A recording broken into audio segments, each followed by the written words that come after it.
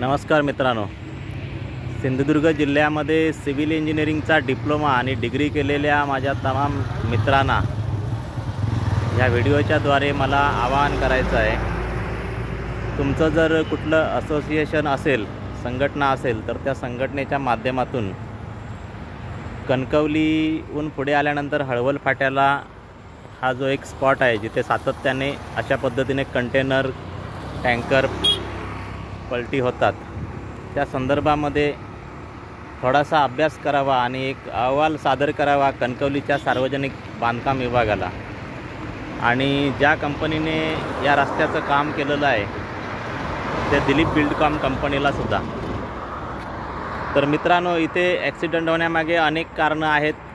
सर्वसामान्य माणसाच्या लक्षात फक्त एवढंच येतं की इथे हळवल फाटा आहे आणि हे मोठं वळण आहे 90 डिग्रीचं जवळपास। आणि दुसरा मुद्दा म्हणजे इथे वागद्यातून गोपुरीच्या दिशेने किंवा आर्यादुर्गाकडून येणारी जे रॉंग साईडने येणारी मंडळी असतात, खास करून हार्डवेअरच्या दुकानामध्ये माल भरून जे छोट्या गाड्या येतात रॉंग साईडने, तर त्या अशा अनेक कारणामुळे इथे ॲक्सिडेंट होत असतात। परंतु याचं जे मूळ कारण आहे ते म्हणजे या रस्त्याला बँकिंग ऑफ रोड नाही आहे। एवढं मोठं जेव्हा वळण असतं त्यावेळी त्या वळणावर प्रॉपर एक स्लोप असणं गरजेचं आहे आणि तो स्लोप एवढा हवा की गाडी कितीच्याही स्पीडने आली तरी ती पलटी होता कामा नये। सेंट्रीफ्युगल फोर्स आणि सेंट्रीपेटल फोर्स यांचा जो काय बॅलन्स झाला पाहिजे त्याला आवश्यक तेवढा बँकिंग ऑफ रोड असणं गरजेचं आहे। परंतु हा माझा सर्वसामान्य व्यक्तींचा हा विषय नाही, तर सिव्हिल इंजिनियर लोकांचा विषय आहे। त्यांनी या संदर्भामध्ये प्रॉपर गणित मांडून या रस्त्याला अशा पद्धतीने रोड इन्क्लाइंड करून घेणं ही एक त्यांची सामाजिक जबाबदारी आहे किंवा नैतिक जबाबदारी आहे असं मी मानतो। कारण जे काही डिपार्टमेंटचे लोक असतात, बांधकाम विभागाचे असतील किंवा प्रत्यक्ष कंपनीत काम करणारे लोक असतील, त्यांना काम फास्ट करण्यामध्ये इंटरेस्ट असतो। बाकीच्या चुका अशा ज्या राहतात त्या तशाच राहून जातात।